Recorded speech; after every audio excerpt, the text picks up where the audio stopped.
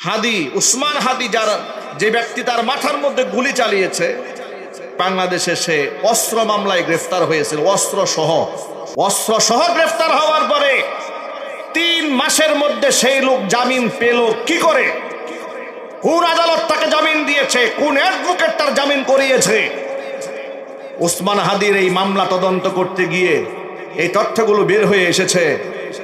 আমি চিৎকার করে বলতে ইচ্ছা করে যে খুনিদের পক্ষে যেই দেশে উকিল দাঁড়ায়, চাঁদাবাজদের পক্ষে যেই দেশে উকিল দাঁড়ায়, অস্ত্রবাজদের পক্ষে যেই দেশে উকিল দাঁড়ায়, সেই দেশে কিয়ামত পর্যন্ত ইনসাফ প্রতিষ্ঠা করা সম্ভব হবে না। তাইবের হাতে গ্রেফতার হওয়ার পরে সে জামিন পেল, মাত্র 3 মাসের মধ্যে জামিন পেয়ে গেল। এই জন্য কি এই অপরাধের সাথে আমাদের দেশের তথাকথিত আইন উপদেষ্টা আসিফ নজরুল সাহেবের অপরাধ এর সাথে জড়িত নয় কি? একটু জোরে বলেন, তিনি কি এই দায় এড়াতে পারবেন? এদেশে খুনিরা কি করে রাতারাতি জামিন পায়? অস্ত্রবাজেরা কি করে রাতারাতি জামিন পায়? আমাদের দেশের তরুণ মেধাবী উসমান হাদি, দেশপ্রেমিক ইমানদার তরুণ যুবকদের আইডল এবং আইকন, প্রচন্ড সাহসী। আমি তাকে কি উপাধিতে বিভূষিত করব আমি ভাষা খুঁজে পাই না।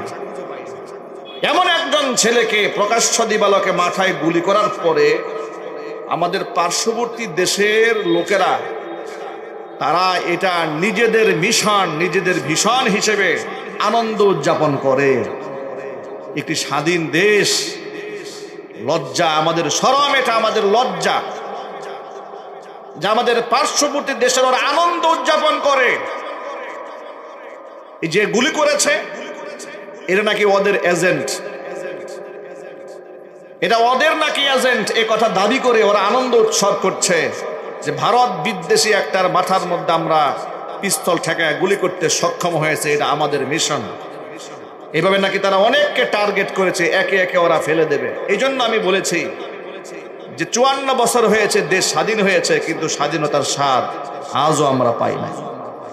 একমাত্র আমাদের পার্শ্ববর্তী দেশ ভারত তথাকথিত বন্ধু নামক শত্রু রাষ্ট্রের কারণে। কথা ঠিক।